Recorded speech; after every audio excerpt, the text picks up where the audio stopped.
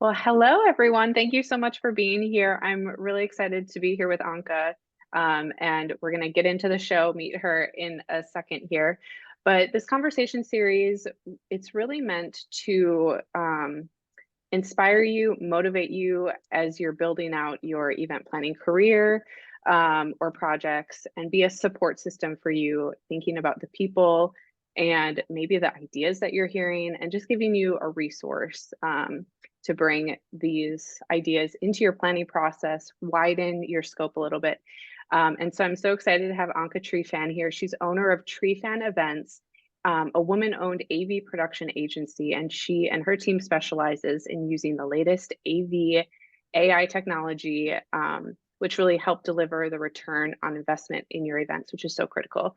And she's also the host of the Events Demystified, which is one of my favorite shows. I've listened to it a lot recently, and it's running in its currently seventh season, and they are talking about all things AI. She's also a three-time first place natural bodybuilder. And she's also very much into mental and physical fitness. She's a total nerd at heart that graduated in computer science. And she also made a name for herself in the world of AV, IT, and AI. So currently, Anca is passionate about empowering women in business to use AI tools because we all want to do more with less, right? So that's what we're all about. So thank you so much, Anca, for being here. Well, thank you So, so much for having yeah, me. of course, of course. So in this conversation series, I absolutely love that we're going to dive into AI, AV promotion or AV production. But can you tell us about your journey of AV and event production, where, your journey into this industry? That's a fantastic question. Before we start with that, let me just say thank you for enabling those conversations. I think there is such an important place where those conversations can happen, without judgment, without Hmm. any agenda. And I love that. So kudos to you for starting this project, and we'll see where it goes. We were Yeah. talking behind the scenes about, goals and future aspirations. So I was like, I okay, we're know. gonna check at the end of next year. Here we go. I know. Here we go. I know. Yes, I need to be held accountable. So I so need to put it out into the world to motivate me. But yeah, so tell us about your journey into AV and event production, because when I do events, when I plan events, it's so male dominated, very heavy. And I absolutely love that you are so vulnerable about your journey and just talking about event production, because I know so many planners who either want to get into event production or AV, but just don't like it's that breakthrough point. So tell us a little bit about that. Yeah, I mean, you are literally on the precipice of me breaking down and crying on Instagram the other day about I, I how did see your hard video and I just sent so many hearts. I was like, oh my gosh. how hard this field really is. And, I didn't mean to, go out there and sob and, get all those hearts, but I felt like if me at the point where I am in my career, and by many accounts, I'm seen as successful, I'm seen Hmm. as someone that has arrived, right?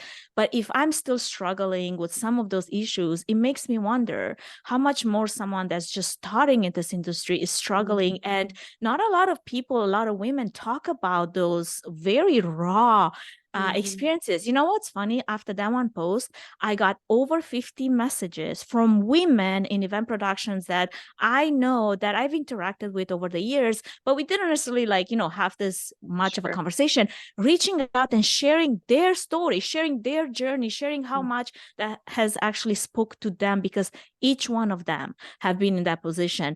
And that made my day, because while Mhm. I'm still struggling, with that one part of how that went down, that doesn't discount the many different experiences that other women are having. So to your question, my fascination with sound and AV actually took root back in my high school and college days when I worked in radio. Before there was podcasting, there was Mhm. this thing called radio that we all listened to. Huh? I actually did turn it on in my car the other day. I was like, Wow, I I am do have a radio. impressed. I know. right back to my Spotify. But anyway, okay. There we go. Radio. Yeah, So yeah. those days behind the microphone, basically mixing, the soundboard, because I was in the studio, and it was a small radio. We didn't have someone, like an engineer running the levels for us. We were doing everything behind the scenes. So I was the DJ. I was also the host, and I was doing all the things. But that's what kind of brought me into this world of audiovisual. And it was sort of like a master class before there was master classes in storytelling and also audience engagement, because I had a few shows that I was in charge of. And I was, at the time, there was no emails, but I was receiving letters by the sackful. To this point, my parents are still holding onto those letters, probably washed out somewhere in the attic. Oh my gosh, it's so Testament to, amazing. I used to be famous.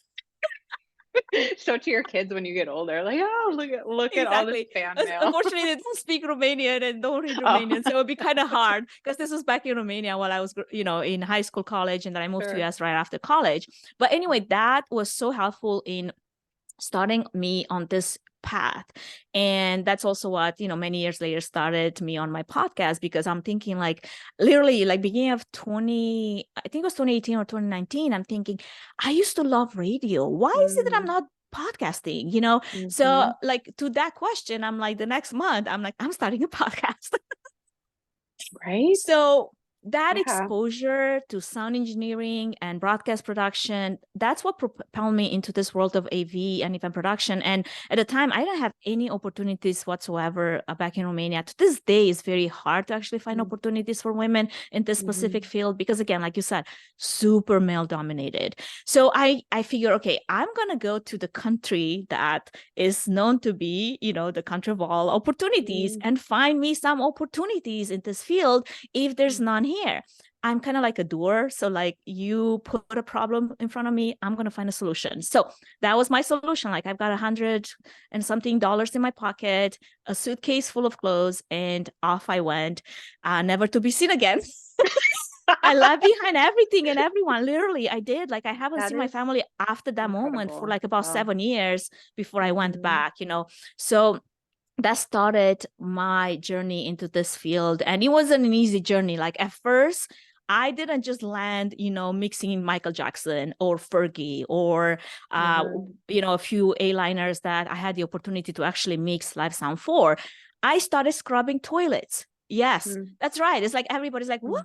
I'm like, yeah, I don't shy away from admitting that I've done the lowest of jobs so I can get to where I want to be, because it takes hard work. It takes resilience. It takes dedication. It takes, like, doing what it's necessary to get you to the next level. So I was working in a warehouse, and I was literally cleaning offices, and I started, like, having conversations with a few people in the warehouse. And I was telling them, like, talking about vocalizing what your hopes and your dreams are.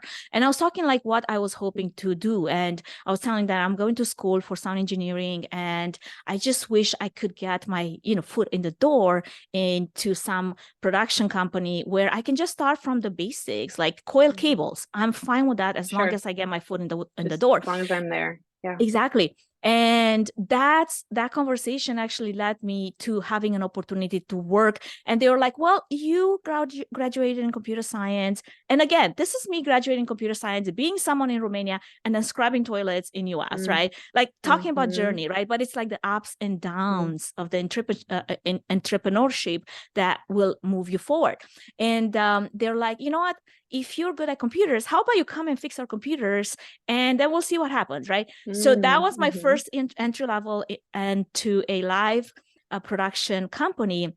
And I started with, like, working on their computers and cleaning them up and making sure that they work properly. And then I started getting into, like, learning gear. And literally from that one entry level, in like a year's time, I ended up being the warehouse manager, and I ended up being, the person that they would call because nobody could find their gear, and be like, somebody tell me, where is this one piece of gear? Where's that microphone, right? I was managing this huge warehouse of equipment. And if you know me, you know that I'm organized. Like, nobody would walk into their warehouse and just, like, drop shit in the middle of the floor. I'm like, I need to know where everything goes, and I need to know that it's in the right spot. If there's a spot for it, like sort of like how I run my household right now with my kids. It's like, if there's a spot for it, you better put it back where it was.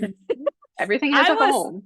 exactly like, if I Yeah. champion something, you better believe that I'm gonna hold you Amazing. responsible for this. I kept that warehouse so clean that people could like walk in their socks in there. Like, I was just doing my best work, Yeah. because I feel like in any work, any job, you showcase yourself by how much you care, how much Mm. passion you put into that.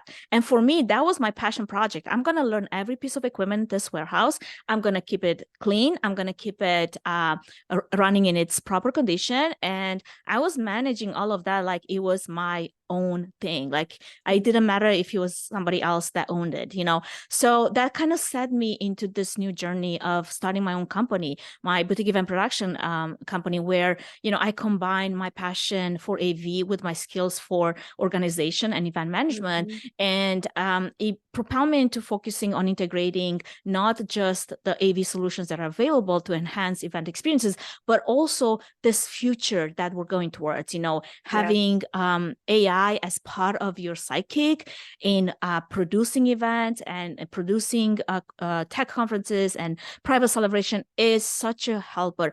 And that's where I guess I'm coming from. Throughout my career, I've had the privilege of working with some amazing clients, but I've never forgotten where I started. And I've always bring back that part of me where I don't shy from working hard, and I will do whatever it takes to make sure this event is executed properly, and the audience is engaged and the client is happy.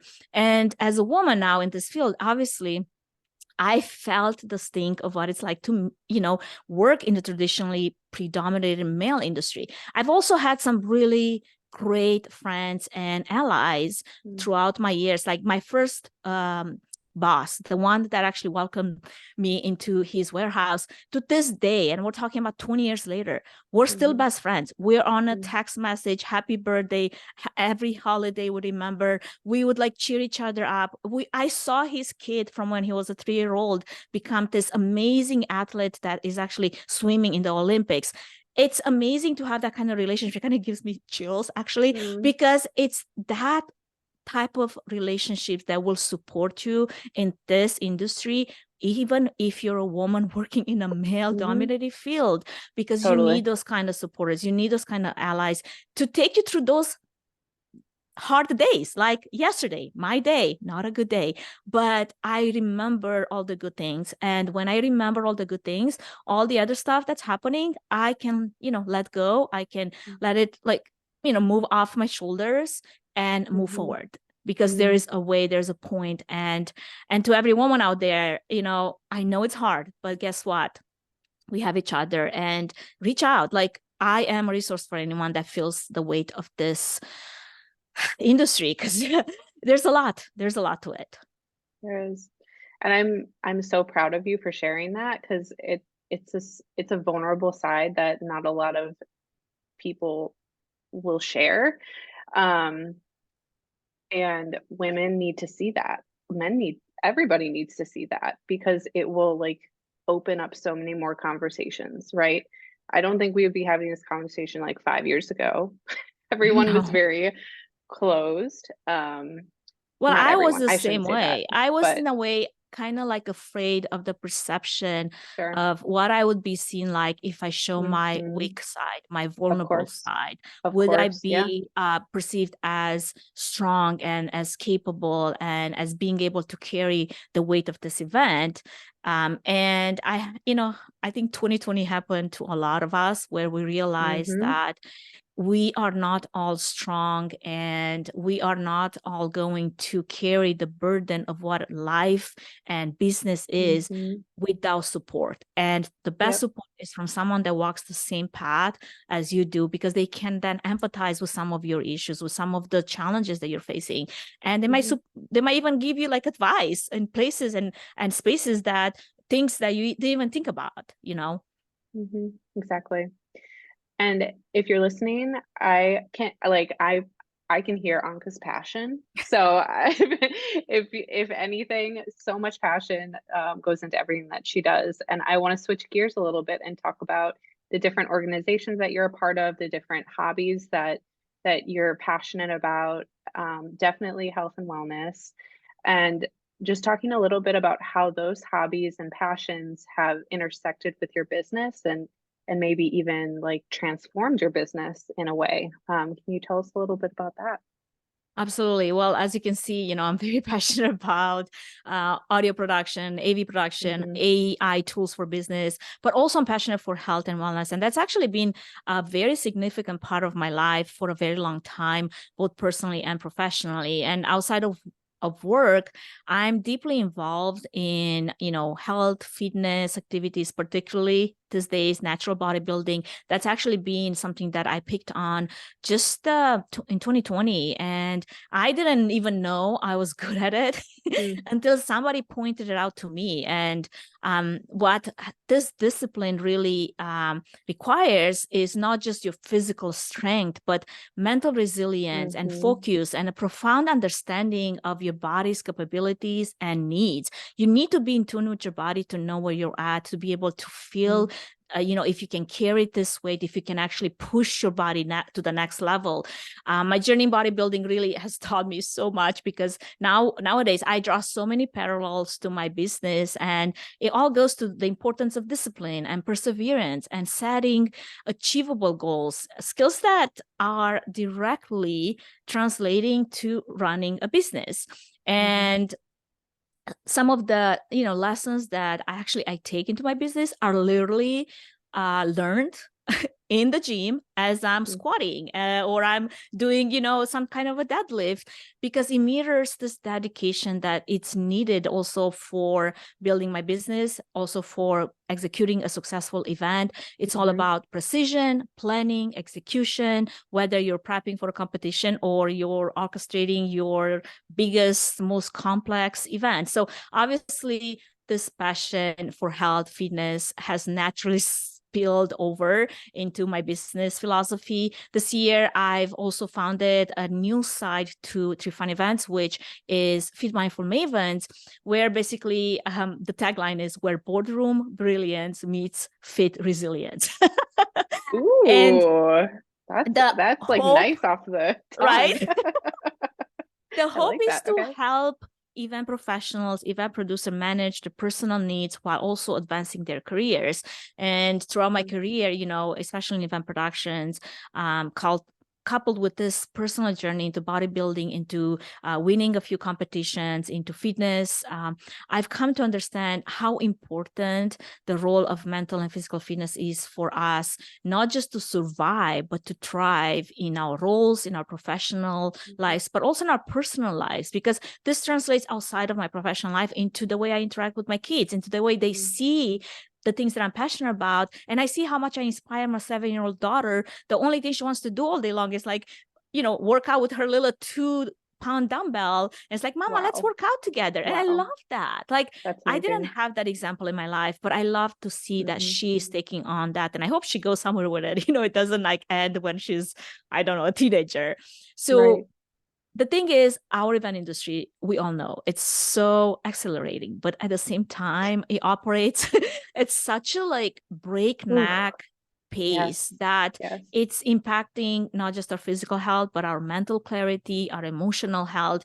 And that has brought me to this realization of us, so many of us in this field are juggling the demands of our careers and our personal finite goals. So why not blend those two worlds? I'm doing Hmm. events, I'm doing production, but I'm also so into my fitness. How can I make this match? How can I make it blend? And Yep. I think I might be the only person on LinkedIn professionally that shares, a bikini picture of herself on a stage, Girl, I would super share that. tanned. But I saw one where you shared your transformation though, like what you Exactly, like just 2 years where you ago. were, yeah, and where, yeah, in like 24 months, and I was like, And, what? and it's That's incredible. insane to look at that, especially if you think about it, that was actually the same weight, but a completely body Different composition change. body, yes, which And that is is what I'm such going a, after. yeah, it's Exactly. such a Like mindset shift. exactly, Mindset because most shift. of us women are are basically trained to look at the scale and at the number. And Mm, it's always the number that drives our fitness goals. Whereas the bodybuilding world has taught me it's not the number, it's your muscle mass, it's your body fat mass. It's all of that that works together to create this body that functions in the real world at its optimal level. And what that looks like for me, especially in event production, as a 5 foot, 2 woman, I need to be mhm, strong to lift some of those things that are, part of my everyday job. Like lifting a 100 pound speaker for a 5.2 woman sounds crazy. But guess what? If I can deadlift a 225 pound something, well, that should be no problem because I've already mhm, got the training, I got the strength, I've got the muscle to support that. So Feed Mindful Mavens, it's all about, kind of like feeding this kick-ass fitness and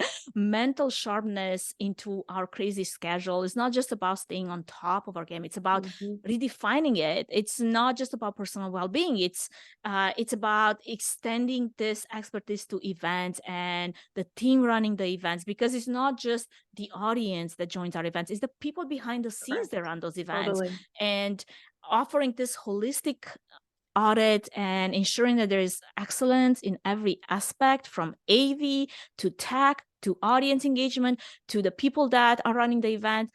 That's the idea behind this comprehensive approach, to just ensure that everybody operates at peak performance in all areas Mhm. without burning ourselves into the ground.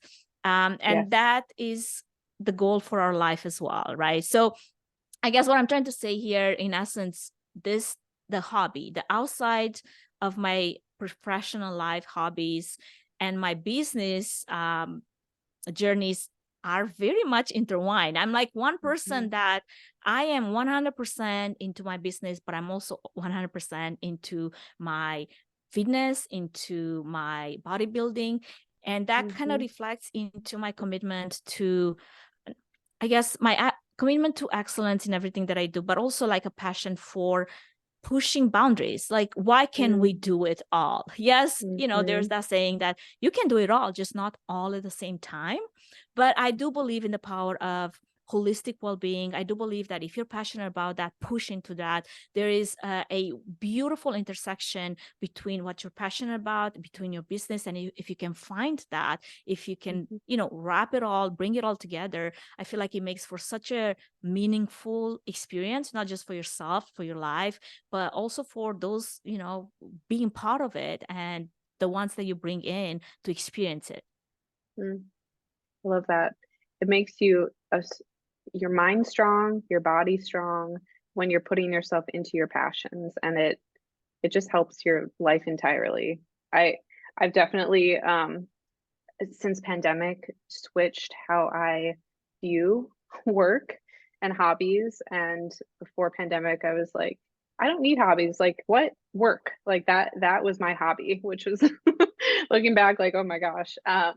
But you burn yourself out so quickly, so quickly. So And thank you so your much for sharing that. identity though gets tangled into that so much. So if you happen to Hmm. lose that one thing that you pour yourself into it, then you're basically left with the question, who am I without this thing? Hmm. Who am I? And Totally. if you cannot answer that question outside of your work, outside of whatever it is that you pour your time and mind and life into, that's problematic to say the least. And that's why we're talking about it, right? Just to get the conversation out there for people to think, maybe I should put myself out there more, or maybe I should try this class, or, things like that. So thank you for bringing that forward.